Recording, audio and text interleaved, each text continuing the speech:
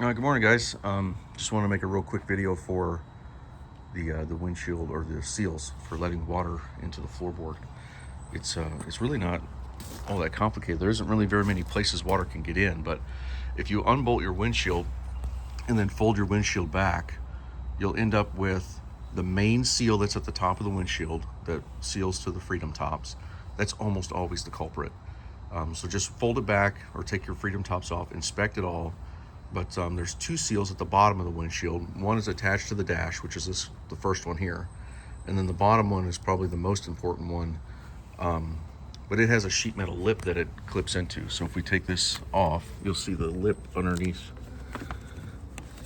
there. One second.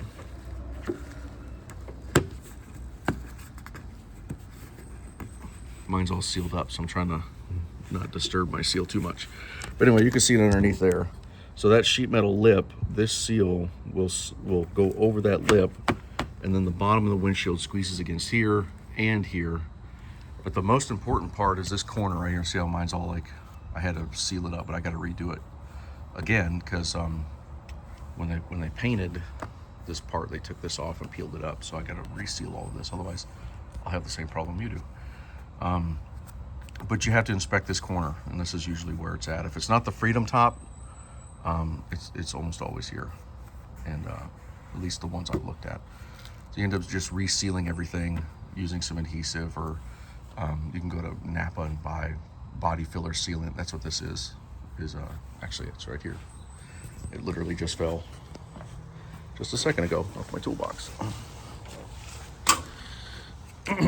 It's this stuff here. Urethane. One second. I'm trying to do this with one hand.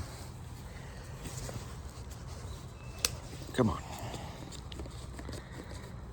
It's just 3M urethane seam sealer. So you can go to Napa. I bought this one at Napa. I forget how much it was, but I bought this one at Napa. You just look up seam sealer. That's what this is. It just literally fell a second ago. Anyway, that's what this is. I used it all over in the back. Oh, it's hard to focus. All over in the back where the cage, where I had to access like that black or that steel panel you see right there at the bottom of it. I had to take some of the factory body sealer off, and I sealed it up with that stuff. So if you find a hole in here where water could get through, you can even just sit here with a hose and just test it. It's just sit here, obviously not on high pressure or anything, just a little bit of water, and then just pay attention to see if there's water coming down. I mean, it's really not that hard to troubleshoot. The plastic piece, this cap right here that's underneath the seal, is important as well. But the most important part in the A-pillar area is this rubber piece and the sealant from the factory.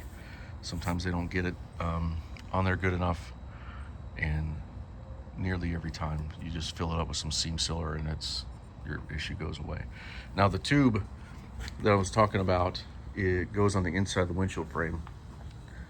So on the inside, once you fold your windshield down, there's going to be a tube on the inside of the windshield frame on both sides, and it's as long as the windshield frame is. And once you fold it, you'll see the little tube. It'll stick out, and that little tube is supposed to send water down here.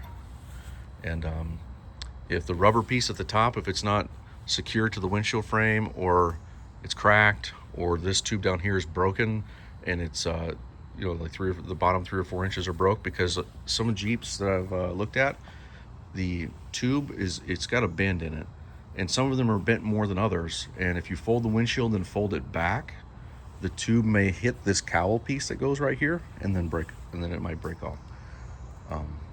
I've only seen that a couple times though, so I really don't. The probability is low there.